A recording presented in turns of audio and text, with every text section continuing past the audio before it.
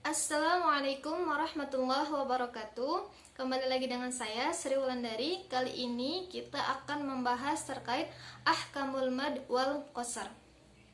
Jadi, huruf hijaiyah dari alif, ba, ta sampai dengan ya itu memiliki durasi pembacaan panjang dan pendeknya sendiri-sendiri atau masing-masing atau berbeda-beda gitu kan. Nah, dinukil di dalam kitab Muyassar fi Ilmi Tajwid ini, durasi pembacaan panjang pendek setiap masing-masing hurufnya itu terbagi menjadi 3. Nah, yang pertama adalah huruf-huruf mad, yakni huruf-huruf yang paling panjang dalam pengucapannya atau pembacaannya. Yang kedua adalah huruf-huruf syiddah, yakni huruf-huruf yang paling pendek pembacaannya. Dan yang terakhir adalah huruf-huruf rokhwah, yakni huruf-huruf yang pembacaannya itu di antara huruf-huruf mad dan huruf-huruf syiddah. Artinya dia dibaca tidak terlalu panjang, juga dia dibaca tidak terlalu pendek, begitu kan. Karena menurut ulama ahli bahasa dan ulama ilmu tajwid, pembacaan huruf-huruf syiddah dan rokhwah ini tidak terlalu sulit, maka yang perlu diperhatikan adalah terkait dengan pembacaan huruf-huruf mad. Bagaimana ia agar bisa dibaca secara tepat dan benar, begitu kan. Nah, mengapa hal ini perlu diperhatikan dalam pembacaan huruf-huruf mad? Karena ada suatu huruf di mana dia harus dibaca panjang di suatu tempat, namun juga ia tidak boleh dibaca panjang atau ia harus dibaca pendek di tempat yang lain atau bahkan sebaliknya. Nah, di dalam hal ini ada beberapa kondisi. Kalau dalam kitab Muyassar fi Ilmi Tajwid ini ada dua kondisi. Kondisi yang pertama adalah huruf mad ini bertemu dengan hamzah wasol, di mana di dalam kondisi tersebut maka akan bertemu dua huruf sukun atau iltiqa'us sakinaini, yakni sukun yang pertama adalah sukun huruf mad itu sendiri, kemudian sukun yang kedua adalah huruf sukun setelah hamzah wasol. Maka dalam kondisi seperti ini, pembacaannya atau cara membacanya adalah huruf mad tersebut tidak lagi boleh dibaca panjang atau tidak boleh dibaca mad. Contohnya di dalam Quran surat Al-Hajj ayat 46. Di situ ada la ta'mal absar. Kata ta'ma di situ kan ada alif yang merengkol atau alif yang melengkung gitu kan, yang sebelumnya ada harokat fathah, maka secara hukum ia termasuk ke dalam mad tabi'i yang dibacanya panjang dua harokat ta'ma, begitu kan. Tetapi karena di sini konteksnya ia bertemu dengan hamzah wasol dan setelahnya adalah huruf sukun, untuk menghindari iltiqa'us sakinaini bertemunya huruf sukun, maka huruf mad tersebut tidak boleh lagi dibaca panjang melainkan dibaca pendek. Contohnya la ta'mal absar.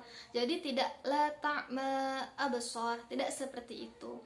Nah, dalam konteks ini mad tersebut mengalami pemendekan atau bahkan penghapusan gitu kan, secara hukum saja. Kemudian di kondisi kedua ada kalimat di mana ia bertemu dengan hamzah wasol, maka kalimat tersebut yang aslinya sukun maka ia harus diberi harokat. Karena untuk apa? Untuk menghindari yang namanya iltiqa'us sakinaini, bertemunya dua huruf sukun. Contohnya di dalam Quran surat Al-An'am ayat 57 ada kata inil hukmu. Nah, situ ada kata in, apabila dibaca waqaf, yakni in, nunnya itu harokatnya sukun,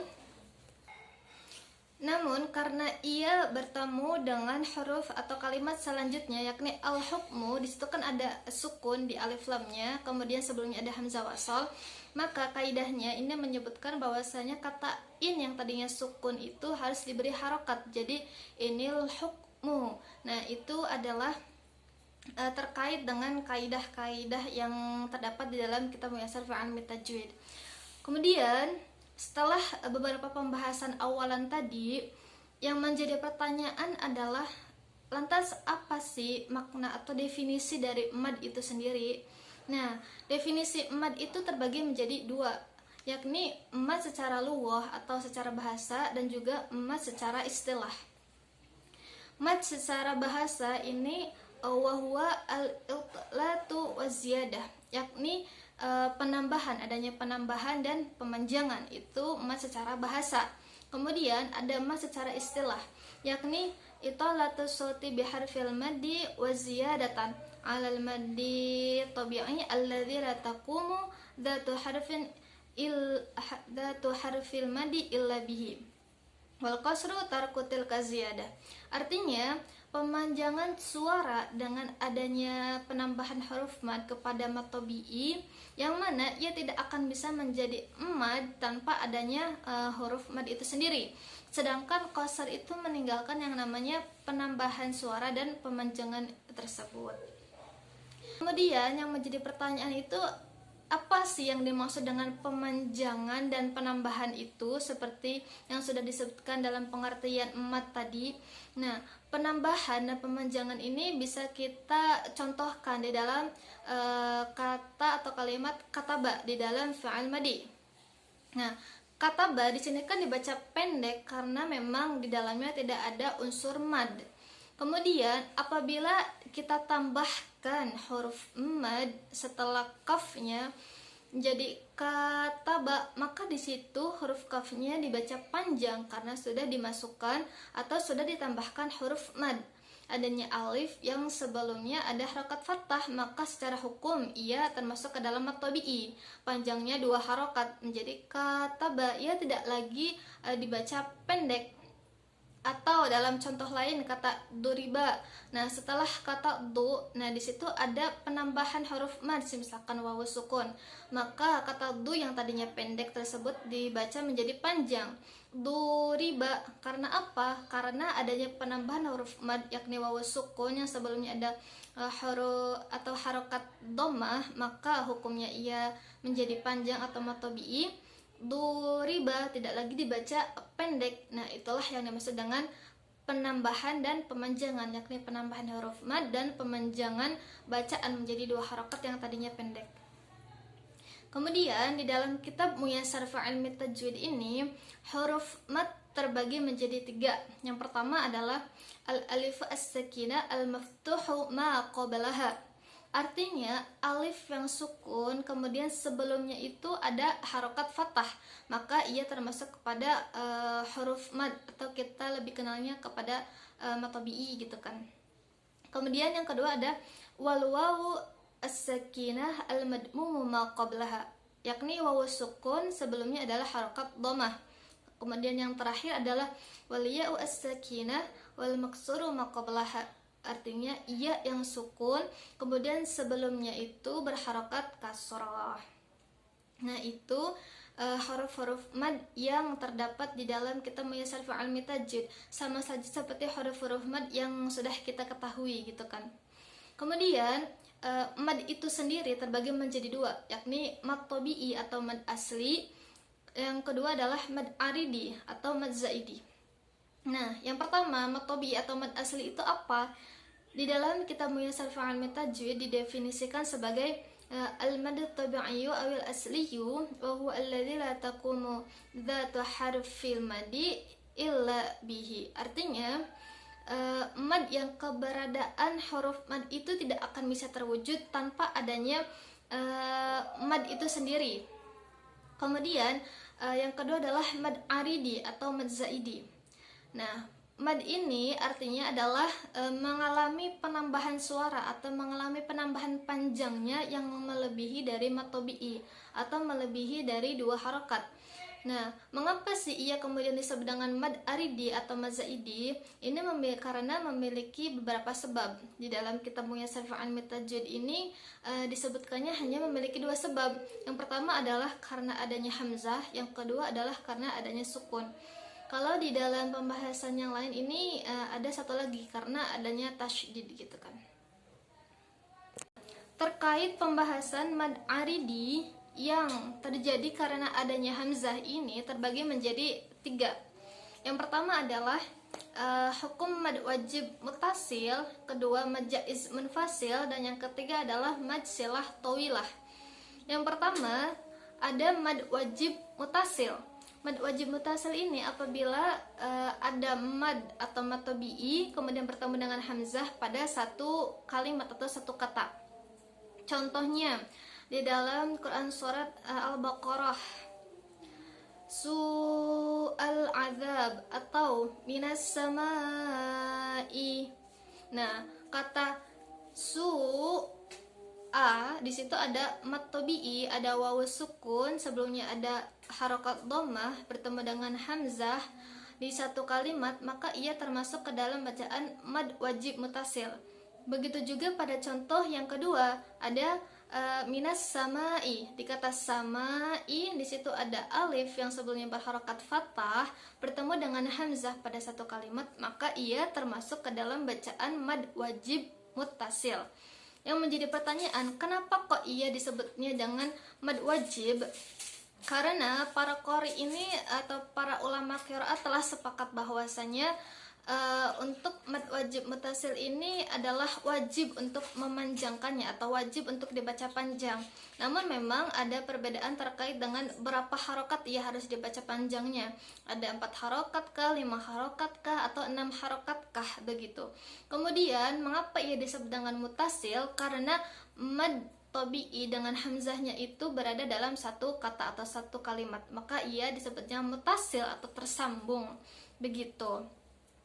Kemudian yang kedua ada mad jaiz munfasil. Mad jaiz munfasil ini terjadi apabila ada mad tabi'i bertemu dengan hamzah pada lain kalimat atau pada dua kalimat yang berbeda. Contohnya bima unzila. Nah, di situ ada kata bima dan unzila. Ada dua kata yang berbeda. Bima di situ ada unsur mad tabi'i yakni alif, sebelumnya adalah harakat fathah, kemudian bertemu dengan hamzah pada kalimat unzila, maka ia termasuk ke dalam hukum bacaan mad jaiz munfasil. Kenapa ia termasuk atau kenapa ia dinamakan jaiz gitu kan? Karena istilahnya kewenangan atau kebolehan membacanya itu mau panjang atau mau pendek gitu ya, terserah kita ikut ke imam siapa gitu kan, boleh dibaca panjang maupun pendek. Kemudian, kenapa ia disebut dengan munfasil? Karena antara mad tabi'i dengan hamzahnya itu tidak berada dalam satu kalimat atau di dalam dua kalimat yang berbeda, maka ia disebut munfasil atau terpisah. Nah, kemudian yang ketiga adalah adanya hukum mad silah tawilah.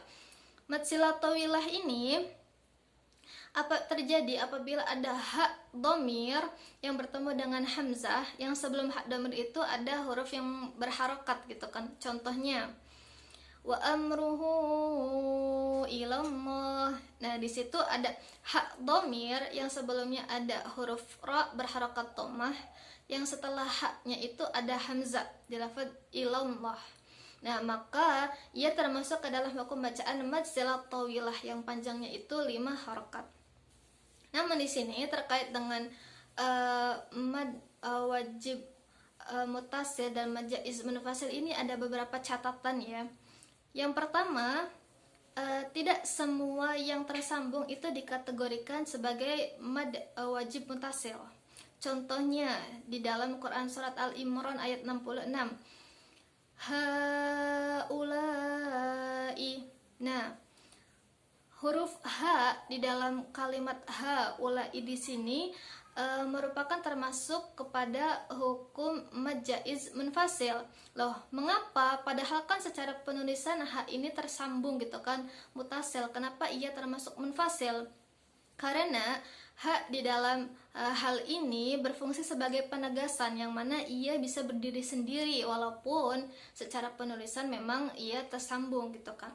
Contoh lain di dalam kata ya ayyuhalladzi. Nah, di situ kata ya itu merupakan mad jaiz munfasil, bukan mad wajib mutasil, walaupun secara penulisan memang ia tersambung gitu kan. Di dalam kitab Muyassar fi Ilmi Tajwid di sini memang dijelaskan seperti itu. Jadi huruf ya tersebut walaupun ia tersambung dengan hamzah pada satu kalimat, ia tidak termasuk ke dalam kategori mad wajib mutasil, melainkan mad jaiz munfasil. Kemudian terkait dengan pembahasan sebab-sebab kenapa ia disebut dengan mad arid, ini sebenarnya memang terbagi menjadi 3. Yang pertama adalah karena hamzah, kedua karena sukun, dan yang ketiga adalah karena tasydid. Tetapi di kitab Muyassar fi 'Ilmi Tajwid ini pembahasannya hanya terbagi menjadi dua, yakni karena hamzah dan karena sukun. Pembahasan karena tasydidnya ini disatukan dengan pembahasan dikarenakan sukun gitu kan. Tetapi tenang saja, saya akan menjelaskannya secara terpisah agar kita lebih memahami terkait dengan pembagian-pembagiannya. Langsung saja kepada yang pertama, yakni mad arid dikarenakan adanya sukun, terbagi menjadi 4 pembahasan. Yang pertama adalah mad lazim kilmi mukhaffaf, kemudian mad lazim harfi mukhaffaf, mad arid li sukun, dan mad layyin. Nah, mad lazim kilmi mukhaffaf ini terjadi apabila ada mad badal bertemu dengan huruf sukun dalam satu kalimat. Contohnya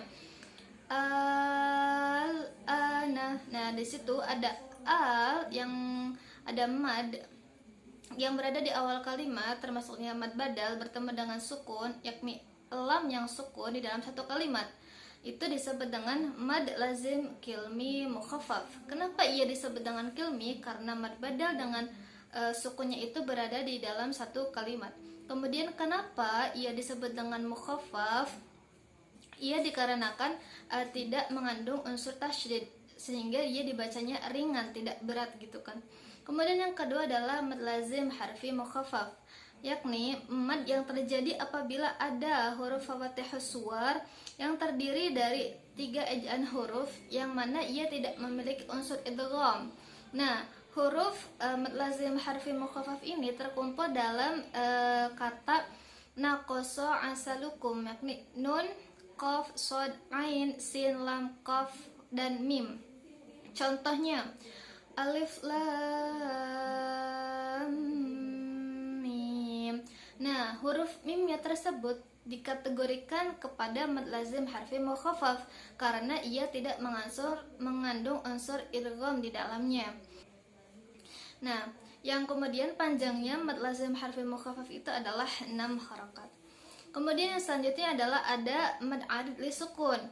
Nah, mad arid li sukun ini terjadi apabila ada mad tabi'i, kemudian mad tabi'i tersebut mewakafkan huruf yang hidup di akhir kalimat. Contohnya ul a'udzu birabbin nas. Nah, di situ ada huruf sin di akhir kalimat yang awalnya adalah hidup, kemudian ia diwakafkan, maka panjangnya adalah 3-5 harakat.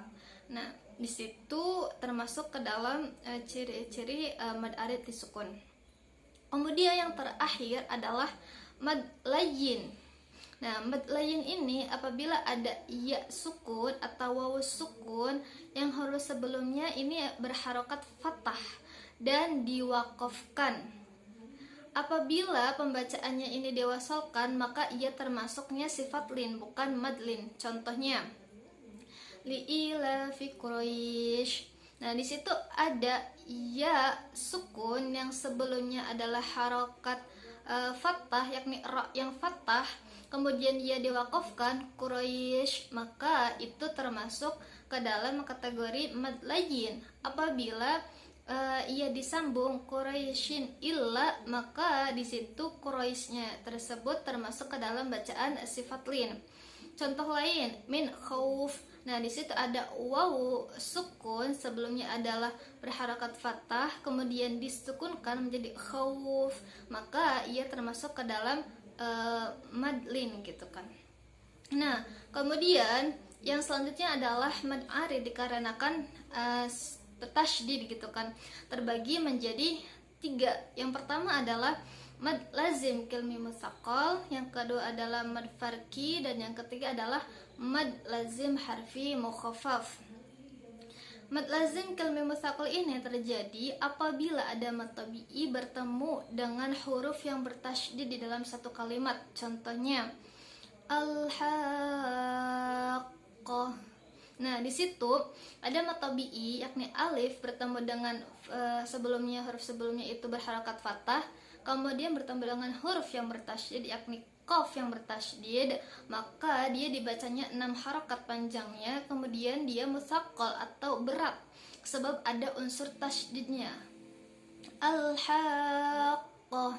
Nah, begitu. Mengapa disebut kilmi? Karena antara mad tabi'i dengan huruf yang bertasydidnya itu berada di dalam satu kalimat. Kenapa dia mutsaqqal? Karena di situ ada huruf yang bertasydid sehingga pembacaannya sedikit berat gitu kan dibanding dengan mukhaffaf. Kemudian ada juga contoh yang lain seperti wala tahaddu. Nah, di situ adalah ha di mana ada mad tabi'i bertemu dengan huruf dhad yang bertasydid, maka ia termasuk ke dalam bacaan mad lazim kilmi mutsaqqal. Kemudian ada mad farqi. Mad farqi itu cirinya apabila ada mad tabi'i bertemu dengan alif lam syamsiyah. Kemudian dia dibaca 6 harakat. Contohnya Kul adzakaraini. Nah, di situ a-nya atau hamzahnya adalah mad tabi'i, kemudian bertemu dengan alif lam syamsiyah, di situ ada huruf zal gitu kan. Maka dia termasuk ke dalam bacaan mad farqi, dibacanya 6 harokat panjangnya. Kemudian yang terakhir adalah mad lazim harfi mutsaqqal. Nah, mad lazim harfi mutsaqqal ini cirinya apabila ada huruf fawathihus suwar atau huruf-huruf muqatta'ah tidak bertemu, ada huruf-huruf muqatta'ah yang di dalamnya mengandung unsur idgham. Contohnya alif lam mim. Nah, huruf lamnya yang di situ termasuk ke dalam mad lazim harfi mutsaqqal. Kenapa? Karena apabila kita jabarkan menjadi alif, lam, gitu kan, kemudian mim. Nah, di huruf di sini ada mim, kalau ini bertemu dengan mim ini kan termasuk unsur idgham, maka ia termasuk ke dalam lazim harfi mutsaqqal. Nah, kalau di dalam contoh alif lam mim, di mimnya itu adalah termasuk ke dalam mad lazim harfi mukhaffaf, maka di lamnya ini termasuk ke dalam mad lazim harfi mutsaqqal. Kenapa? Karena di situ ada unsur idghamnya sehingga dia dibacanya sedikit ditekan gitu kan ya, atau sedikit didengungkan. Mungkin itu saja terkait dengan pembahasan kenapa ia disebut dengan mad arid. Yang pertama karena ia bertemu hamzah, kedua karena ia bertemu sukun, dan yang ketiga karena ia bertemu dengan tasydid. Yang pembagiannya sudah saya jelaskan tadi. Kemudian juga saya sudah jelaskan terkait dengan apa itu mad tabi'i dan lain sebagainya. Itu saja dari saya, kurang dan kurangnya mohon maaf. Wassalamualaikum warahmatullahi wabarakatuh.